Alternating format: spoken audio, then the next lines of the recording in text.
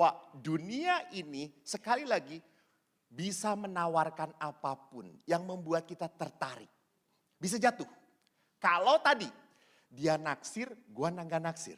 Gua naksir banget, dia meninggal dunia. Jadi nggak jadi, itulah. Jadi tolong buat nanti opera tentang apa cinta yang tak pernah, yang kandas gitu ya. Cinta yang kandas. Jadi di sini perhatikan bahayanya adalah apa kalau di ruang konsultasi ibunya nyambung pada romonya, romonya juga merasa, ih kok gue ada hati. Ada hati. Walter nanti siapin lagu ini ya. Alah jangan. No. Kahitna ini lagu Kahitna. Jadi perhatikan pada saat ada hati maka akhirnya selalu merindukan kapan ya ibu itu ngobrol lagi ya. Kapan ibu itu datang lagi ya. Apalagi kalau ibu-ibu datang ke Romo Yus. Romo. Ada makanan enak Romo.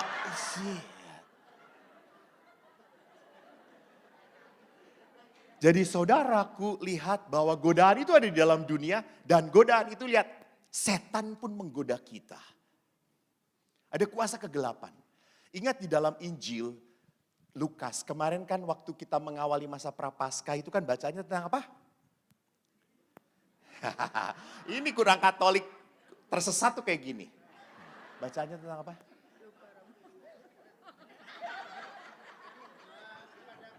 Ya, di padang gurun. Di padang gurun Yesus ngapain? Ya, Yesus berpuasa dan akhirnya yang penting adalah apa? Godaan. Menurut bacaan siapa minggu kemarin? Lihat saya, jangan langsung tunduk.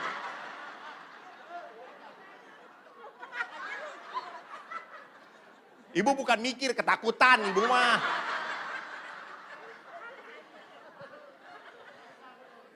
Menurut Injil Matius, ditulis oleh Matius, Markus, Lukas. Di dalam Injil Lukas bagus. Dalam Injil Matius setelah setan itu tidak berhasil menggoda Yesus. Setan itu pergi dan malaikat datang melayani Yesus.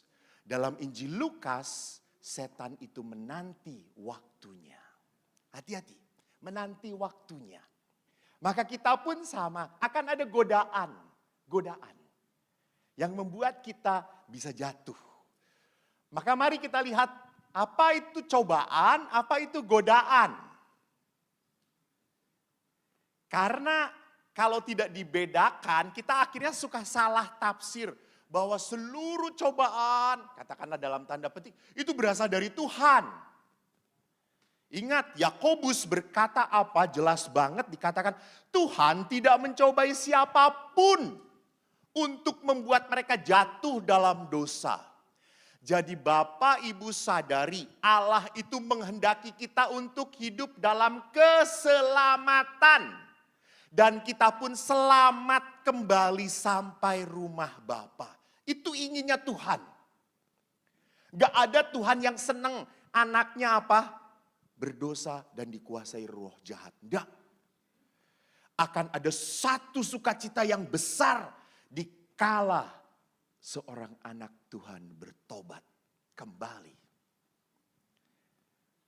Jadi kalau kita lihat surat Yakobus kita harus sadar, mari kita lihat di dalam doa Bapa kami. Selalu dikatakan janganlah masukkan kami ke dalam pencobaan.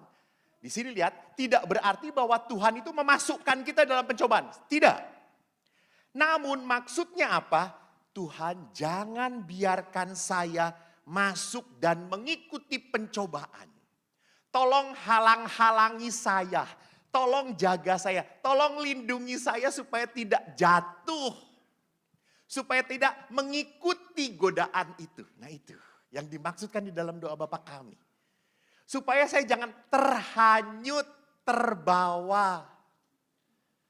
Contoh, ibu-ibu kan ingat kalau ibu-ibu ngomong nggak mungkin tenang. 5 orang ibu berkumpul ada 10 suara berbunyi. Dan kalau ibu-ibu ngomong itu tidak jauh dari gosip, ngomongin orang. Dan kalau udah gosip, aduh ramainya, meriah. Asik karena ngomongin orang, ditambahin semuanya. Saya pernah di gereja, bukan Helena, karena di sini ada umat Helena. Ada umat yang sedang menghias altar, beres-beres altar, sambil ngomongin pasturnya. Lalu apa yang terjadi? Lihat, orang bisa tanpa sadar ngikutin aja. Iya ya, benar saya juga pernah ngelihat si Romo itu jalan gandengan. Duaan, makan bareng dia. Bahkan Romonya yang bayar. Saya itu kayaknya. Saya yang bayar kalau makan. Karena Romo Yusnya cinta banget gitu. Dan yang diajak makan gak cinta gitu ya, maka harus dibayarin gitu. Jadi perhatikan bahwa kita seringkali masuk begitu saja. Mudah jatuh. Maka pada saat saya berkata, jangan masukkan kami dalam pencobaan Tuhan. Jangan biarkan saya langsung hanyut jatuh begitu saja dalam godaan. Protect me. Ingatkan saya.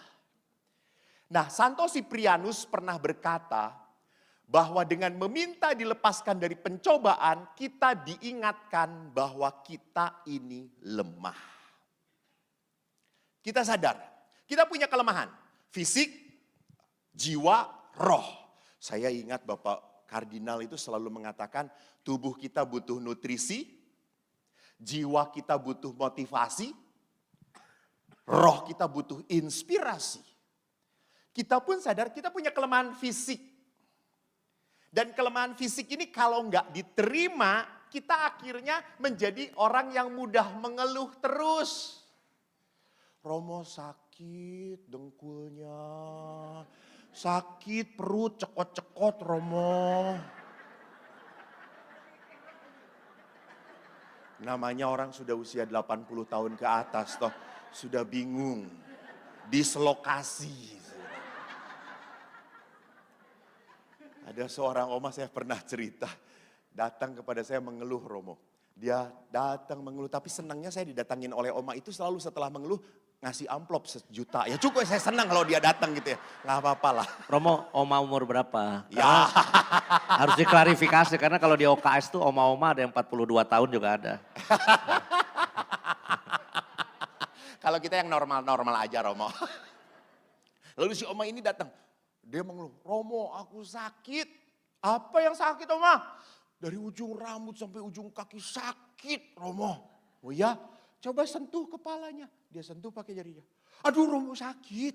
Oh iya Oma, coba sentuh dadanya. Alah sakit. Ah betul, coba sentuh dengkul Oma. Aduh sakit Romo. Pada saat saya, sini lihat jarinya bengkak saudara-saudara gitu.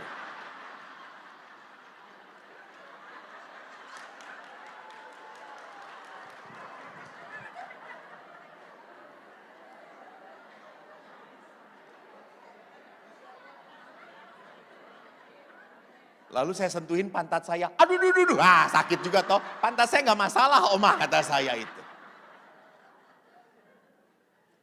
Jadi hati-hati, orang sering kali pada saat jiwanya juga sakit, maka orang itu tidak bisa melihat berkat Tuhan. Karena jiwanya sakit, merasa dia teraniaya. Banyak banget sekarang orang-orang yang selalu merasa teraniaya. Banyak banget orang-orang sekarang menjadi objek penderita. Saya gini tuh karena gitu Romo. Saya datang ke sini tuh karena Romo Yus yang mengundang saya. Jadi lihat di sini seolah-olah saya ini menjadi korban. Korban. Dan kalau demikian akhirnya apa? Dia punya sakit jiwa. Memang tidak parah. Tetapi apa? Ada sesuatu yang tidak beres dengan jiwa dia. Maka suatu saat saya berhadapan dengan seorang anak yang sejak kecil ditolak oleh orang tuanya. Namun Dia dirawat oleh pamannya dengan cinta yang begitu besar. Tetapi dia tetap marah, dia tetap jengkel, dia tetap kecewa dengan papa mama aslinya.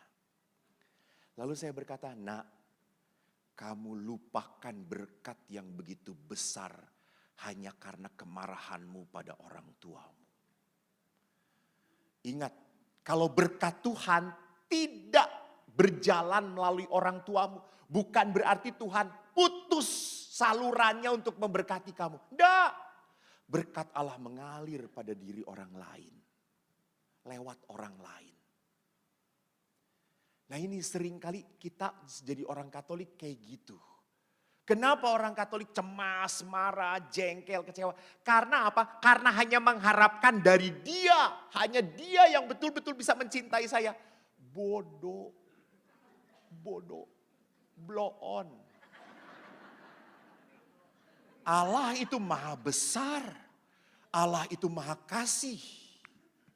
Jadi kalau Allah itu maha kasih, Allah bisa membuat siapapun mencintai engkau. Nah ini, dan ini hanya bisa terjadi kalau apa? Kalau saya sadar bahwa saya punya kekecewaan, saya punya kesedihan. Jiwa saya hancur. Hati saya terluka. Oke, oleh dia. Tetapi bukan berarti bahwa hidup kamu harus hancur. Nah, bisa terjadi juga kita sadar akan kelemahan rohani kita.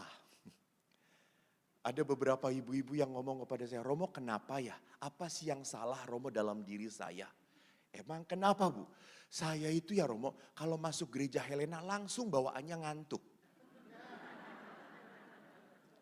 Tapi pada saat saya ke mall, kok langsung cerah ya, ada Roh Kudus sepertinya gitu ya.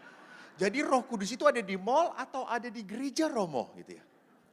Terus saya mengatakan, otak ibu yang penuh dengan kebodohan kata saya. Salah gitu. Gitu. Kenapa terjadinya seperti itu? Mungkin kita bisa sadar bahwa kita terlalu nurture badan kita. Kita terlalu punya waktu banyak untuk merawat tubuh. Lupa memberi waktu untuk merawat rohani kita. Berapa banyak waktu Bu dihabiskan untuk berdandan? Ibu-ibu. Apalagi kalau sudah tua, dibedakin pecah lagi. Bedakin pecah-pecah lagi. Turun lagi ke bawah, turun lagi ke bawah. Maka setiap menit pura-pura ke WC, tambah lagi, tambah lagi, tambah lagi. Sampai 2 senti saudara-saudara.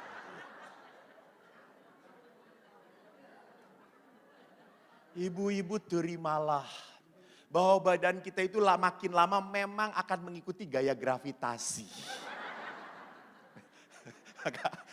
Ada cim-cim yang ini susunya udah ke bawah lagi gitu ya. Saya berkata, Oma susu kok di sini sih, kan di sini kata saya tuh. Si Oma, kan gravitasi Romo kata dia itu, ke bawah gitu ya. Gimana nggak kelihatan orang di depan mata? Ya Allah, itu dia. Masa saya ngelihat oma-oma pantatnya yang nggak mungkin. Ibu ini nggak logis dia ngomongnya.